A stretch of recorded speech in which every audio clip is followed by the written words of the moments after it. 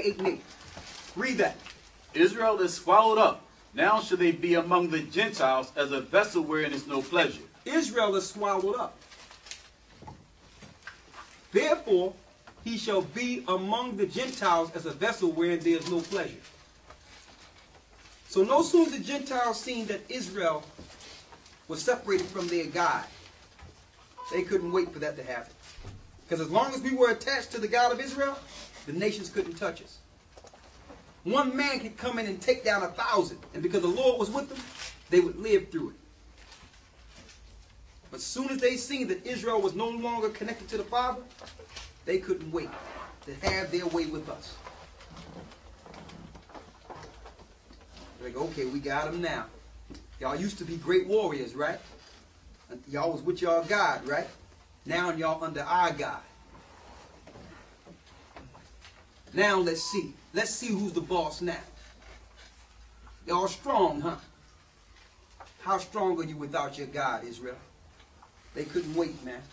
Because I'm going to tell you, unless the Lord put us in their hands, we're too strong to be taken down by any other nation. It had to be our God that took us down. We're physically stronger than any other nation on earth.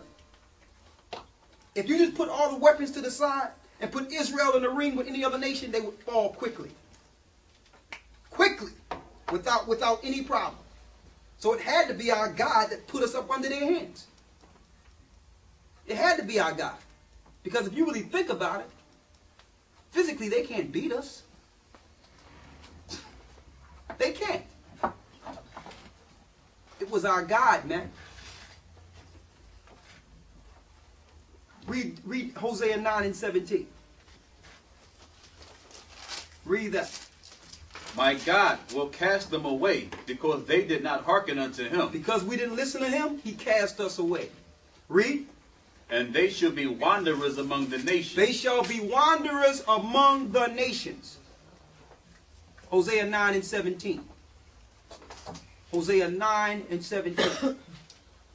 So if we are wanderers, or if our people are wanderers among the nations, right? And we lost our heritage, we'll start thinking we're who?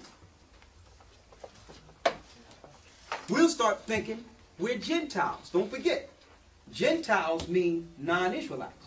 So if I don't know I'm an Israelite, and I take on any other name, that automatically makes me a what? A Gentile in my mind. Even though I'm physically an Israelite. But they told me I'm a Roman. They told me I'm a Greek. I don't know any better. They told me I'm an African American. I don't know. I'm black. I'm Negro. I'm Latino. I'm Puerto Rican. I'm Mexican. Okay? These are all Gentiles because God never gave Israel these names.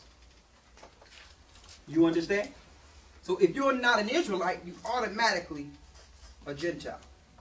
So now we're starting to understand why Christ had to make a decree once he was resurrected and came to the disciples, he made a decree for them to go out throughout the whole earth, throughout all nations. We're going to show you. But before he did that, he said this. Go Matthew 10, 5 and 6. Having you understand the full breakdown of the Gentiles. We're going to go into the Israelites or the Gentiles first. Then we're going to go into the natural Gentiles. The people that are ruling over it. All right?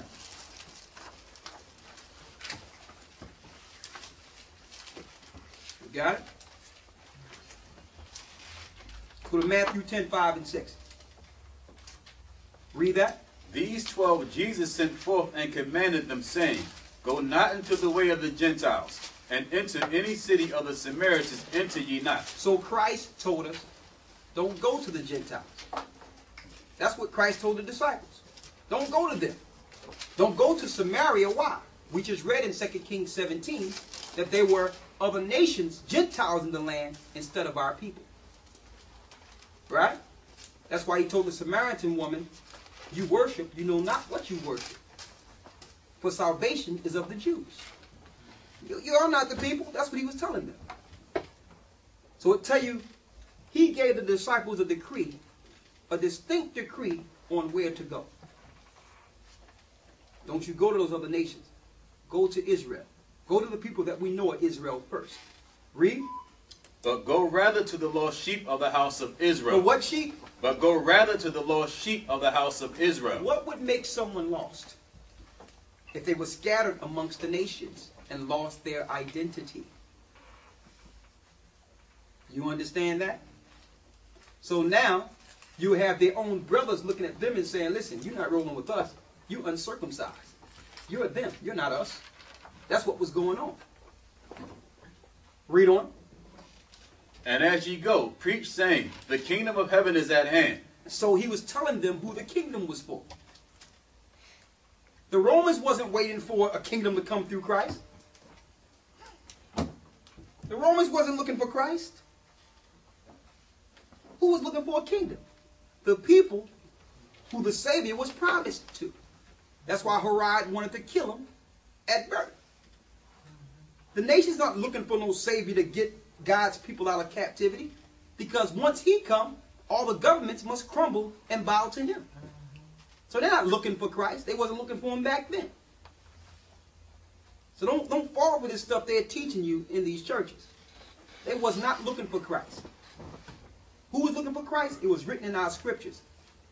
It was written in the Torah and in the prophets that our Savior would come to eventually get us out of this condition. He says, teach them that the kingdom is at hand. Y'all kingdom is about to come. Read. Heal the sick, cleanse the lepers, raise the dead, cast out devils. Freely ye have received, freely give. So he says, do all these things for my people. And don't charge them for it. Don't charge them for it. I gave it to you for free. You give it to them for free. That's clear. Y'all can all see that? Get Matthew 15 and 24.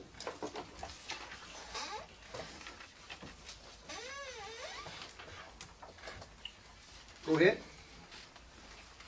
But he answered and said, I am not sent, but unto the lost sheep of the house of So Israel. Christ answered this Syro-Phoenician by nation, or this Canaanite, which was really a European living in a dark land. He told her, I am not sent but unto the lost sheep of the house of Israel. Because these are the people that must come back first. You can't set up a government without setting up the people of the government. That's common sense. That's common sense. When Christ came on the scene, he didn't go out and get an Asian disciple, and a European disciple, or a Hamitic disciple. All the 12 disciples were Israelites. Now, of course, the Gentiles have their place, and we're going to show you that. But when Christ came on the scene, he made it clear. I'm coming to get the lost sheep first. That's my mission first. You disciples, that's your mission first. Okay? Because I wasn't sent for any of them. I was sent to start, I'm here to establish the kingdom. I'm the chief cornerstone. That's what Christ was showing them. You disciples, you're the 12 pillars that this chief cornerstone will be built on. You 144,000 of Israel, that kingdom, the length of the kingdom will be after each man out of Israel that measures to that 144,000. That whole kingdom is predicated on the children of Israel coming back together. So yeah, Gentiles have their place, but there's an order. We must first go to the Jews, then we must let the Gentiles know what their place is. Let's go to St. John, the 7th chapter.